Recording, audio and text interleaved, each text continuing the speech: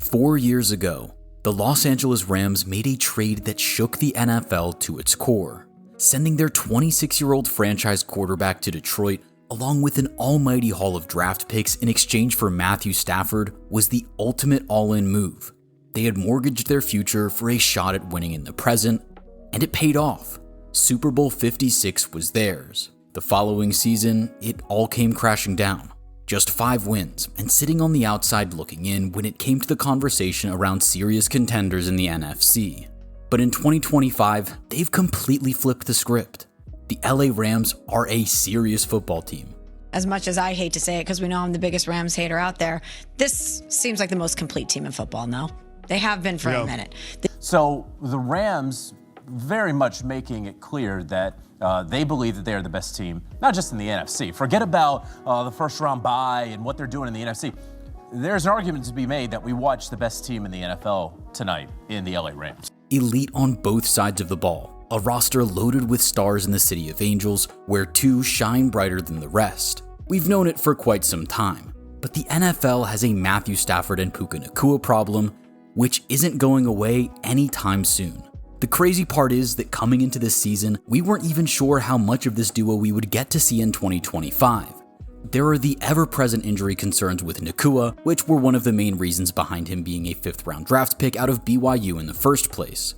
More worryingly, though, was the state of Matthew Stafford in the 2025 offseason. It seems like a lifetime ago now, considering just how well he's playing in 2025, but Stafford's status as the Rams' starting quarterback was up in the air at one point. Rumors swirled that the QB was frustrated by the organization's reluctance to extend his contract, and he received permission to test his value on the market. The messages coming out of the Rams organization in response were mixed, to say the least.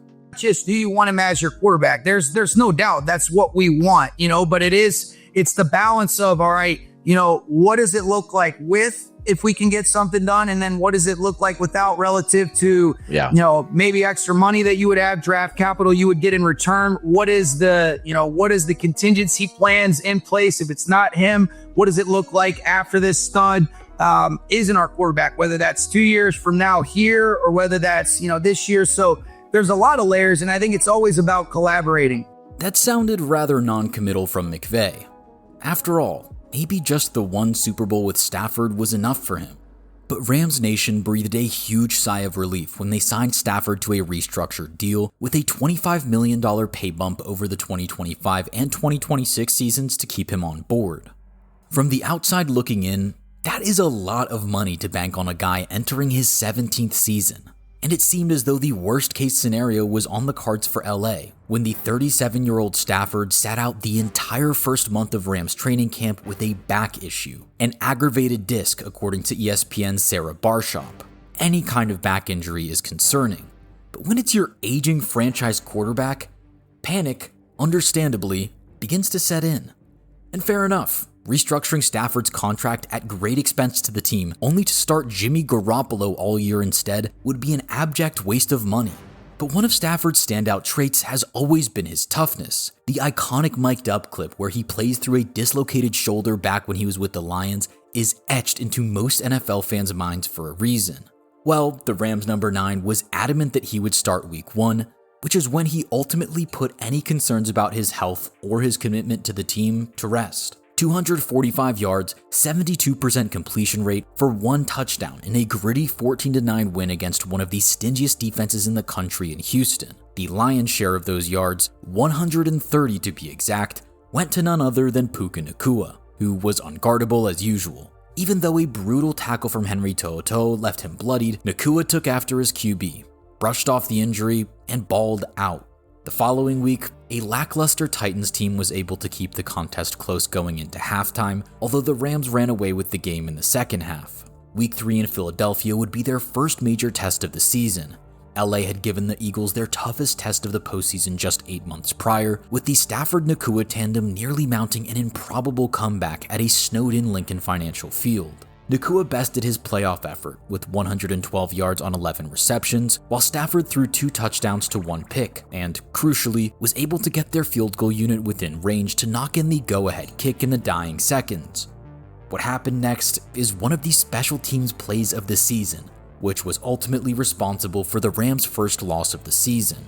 But in Week 4, it was LA's chance to spoil the party, as they handed a surging Indianapolis Colts team their first loss of the season off the back of yet another absurd Matthew Stafford performance. 375 yards, 3 touchdowns, and no turnovers is the kind of game it takes to beat the best, and the veteran has never let his Rams down in those circumstances. He was, of course, helped by a Puka Nacua masterclass, 170 yards on 13 receptions, including 1 touchdown. The 24-year-old led the league in most receiving categories and had put on a show against one of the best in the game. Although a tough overtime loss to San Francisco followed on a short week, the Rams eventually took care of business in Baltimore. Unfortunately, they received some devastating news in the process. Puka Nakua would miss time with a sprained ankle, but the Rams carried on without him, as Davante Adams stepped up in his stead. The perfect complement to Nakua stylistically, the vet was Stafford's preferred red zone target early in the season, and continued that trend in Week 7 by hauling in 3 touchdowns against the Jags. With Nakua all healed up after the Week 8 bye,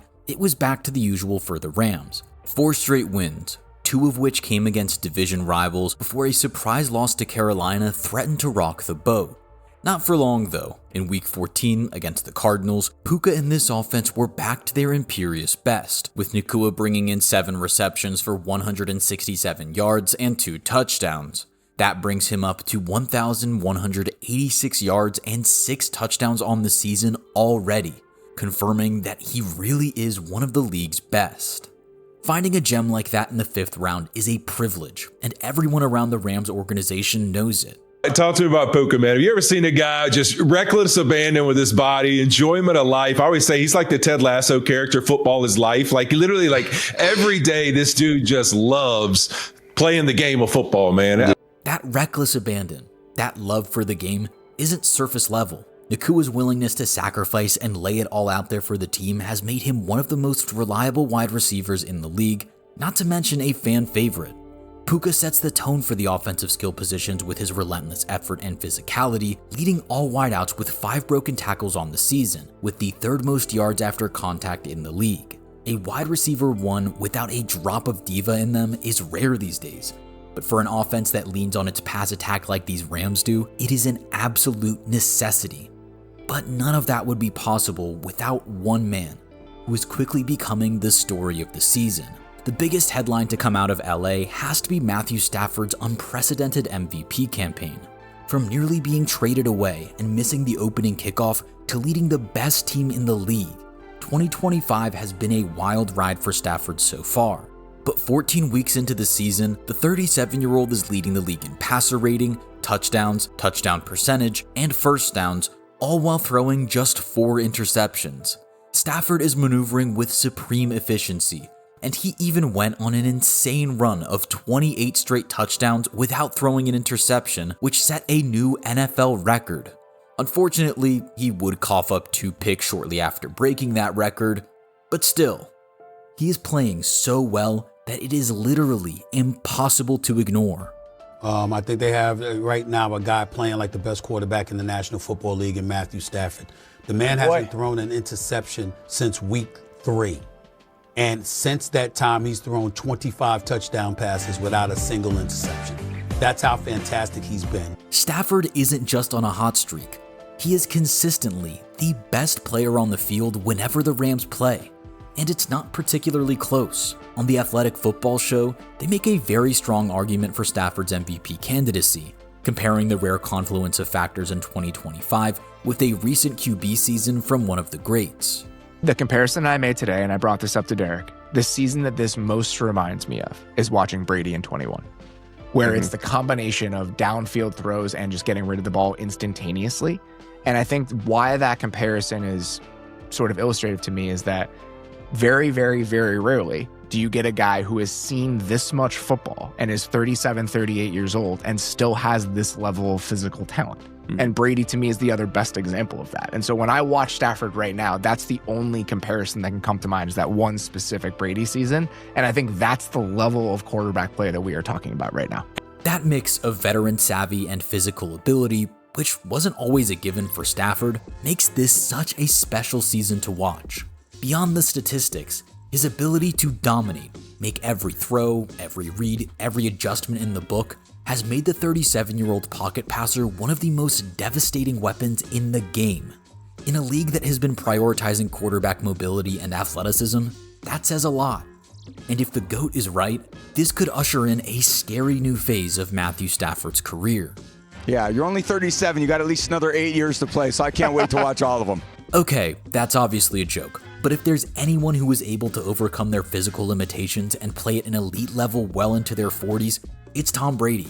And as his football mind grows incomparably sharp, there's no doubt that the Rams' number 9 will have that career trajectory in mind. Because there's more at stake here than just wins and losses for Matt Stafford. He is on the heels of the greats. His 35-4 touchdown to interception ratio is one of the best of all time, and he's undoubtedly enjoying the best individual season of any player in the league in 2025. What an MVP would do for his legacy cannot be understated. This would be the year Matthew Stafford would erase anybody who sits around and says, I don't think he's a Hall of Famer. That's how good the Rams are playing football right now. And that is perhaps his biggest motivation. Sure, the Rams are having fun playing football, and winning another Super Bowl would mean a whole hell of a lot to the city. But for a guy who spent the first 12 seasons of his NFL career away from the national spotlight, throwing haymakers in Detroit for a franchise that seemed eternally doomed to mediocrity, it's about damn time that he got his flowers. Now that you've given him one of the best O-lines in football, a receiving core that every QB in the league envies, a genius play caller in Sean McVay, and a stable front office run by Les Snead, we're finally seeing the best of Matt Stafford in year 17. Now, he's got everything he needs to succeed already on the offensive side of the ball. And we haven't even had the chance to speak about this insane Rams defense. The best scoring defense in the league, tied for the second most forced turnovers, gives Stafford, Nakua, and the rest of the offense plenty of chances to score points, control time of possession, and above all, win them games every single week. Jared Verse, Braden Fisk, Nathan Landman, Byron Young, Emmanuel Forbes, there are so many great stories on this defense that deserve their own videos. But rest assured, this unit is a big reason behind the Rams' status as Super Bowl favorites. Now, it's one thing to have the platform, it's another to make the most of it. And Matthew Stafford's MVP candidacy is a testament to his longevity, talent, and leadership. His Rams look like the best team in football, which makes him the most valuable player at present. And if Tom Brady is right, the league could have a major problem with Stafford, Nakua, and company for years to come. But what do you think? Can anyone stop these Rams? Will Stafford become the oldest player to win his first MVP? Let us know in the comments.